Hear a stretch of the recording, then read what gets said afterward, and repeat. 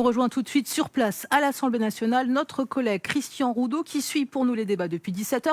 Bonsoir Christian, le vote vient d'ouvrir. Quelle est l'ambiance au Palais Bourbon ?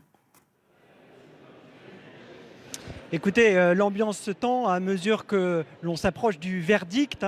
Dans l'heure qui vient, il y a un petit peu de retard sur l'horaire prévu.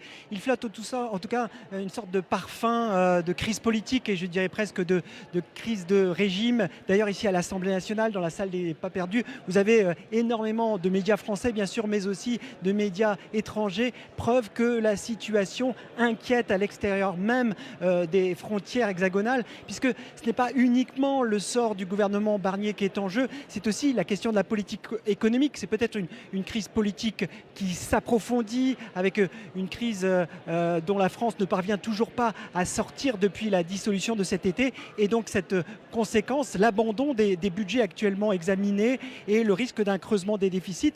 Sans trop y croire, les soutiens du gouvernement Barnier à la tribune se sont succédés pour appeler à ne pas voter la censure avec cet argument.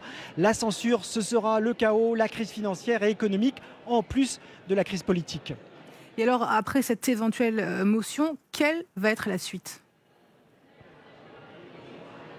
Écoutez, inévitablement, si le gouvernement tombe, tous les regards vont se tourner aussitôt vers Emmanuel Macron, car c'est son rôle institutionnel, c'est au président de la République de désigner un nouveau Premier ministre. Et donc, on verra bien le temps que ceci pourrait prendre, quelques jours, quelques semaines, mais en tout cas, le gouvernement Barnier serait là uniquement pour gérer les affaires courantes. En tout cas, Emmanuel Macron se retrouve au centre du jeu, en première ligne, à son corps défendant, si je puis dire, puisque l'échec du gouvernement Barnier serait aussi le sien quelque part, d'où les appels à la démission qui ont monté encore cet après-midi du haut de la tribune, notamment de la gauche radicale des Insoumis. Clairement, cette démission du gouvernement fragiliserait un peu plus un chef de l'État qui bat actuellement des records d'impopularité.